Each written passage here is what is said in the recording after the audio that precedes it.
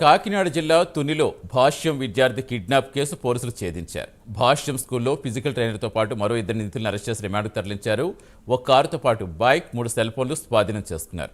పథకం ప్రకారం ప్లాన్ చేసి కిడ్నాప్ చేశారని తెలిపారు. స్కూల్ పరిసరాల్లో సీసీ కెమెరాస్ ఏర్పాటు చేయాలని యాజమాన్యానికి పోలీసులు సూచించారు. ఈ నెల 10వ తారీఖుని తుని టౌన్లో ఉన్నటువంటి భాష్యం స్కూల్లో ఒక చిన్న దాసటి పర్మిషన్ చెప్పేసి ఒక 6 ఇయర్స్ బాయ్ అండి, ఫస్ట్ స్టాండర్డ్ చదువుతున్నాడు. ఆ రోజు as usual afternoon lunch box పట్టుకుని వాళ్ళ మదర్ వచ్చారు. మదర్ వస్తే అబ్బాయి ఏమో ఏఆర్ కానిస్టేబుల్ ఘరానా మోసానికి పాల్పడ్డ ఘటన ఉమ్మడి అనంతపురం జిల్లాలో చోటు చేసుకుంది. తనకు న్యాయం చేయాలని అనంతపురానికి చెందిన బాధ్యులు శ్రీ సత్యసాయి జిల్లా ఎస్పీ రత్నను కలిసి వేడుకున్నారు.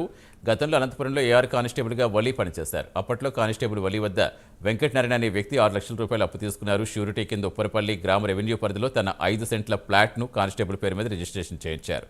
ఇదే అదునుగా భావించి కానిస్టేబుల్ వలీ ఆ ఫ్లాట్ ఇతరులకు విక్రయించి సొమ్ము చేస్తారని బాధితుడు ఆవేదన వ్యక్తం చేశారు. 2 రోజులు విచారించి వాస్తవాలు వెలికి తీయాలని ఏఆర్ డీఎస్పీ శ్రీనివాసులను రత్న ఆదేశించారు.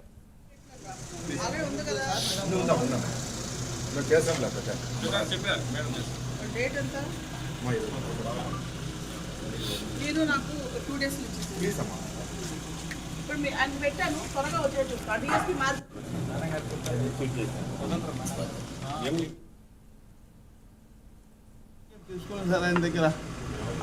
అప్పుడు లక్ష రూపాయలు వడ్డీ పట్టుకొని ఇచ్చినాడు సార్, లెక్క 5 లక్షలు. మళ్ళా నెల 15,000 రూపాయలు వడ్డీ ఇస్తా వచ్చినా సార్. మళ్ళీ నీ ఆరోగ్యం బాగాలేదు, నా సూటి కావాలా అంటే 5 సెంట్లు భూమి ఉండాలి రాసి నీ సొమ్ము నీకు ఇస్తా, నా సొమ్ము నాకు ఇచ్చాము, నీ సొమ్ము నీకు ఇస్తానని రాసిస్తా అని చెప్పి తీసుకుపోయినాడు. రాయించుకున్నాడు 5 సెంట్లు. నేను 6 నెలలు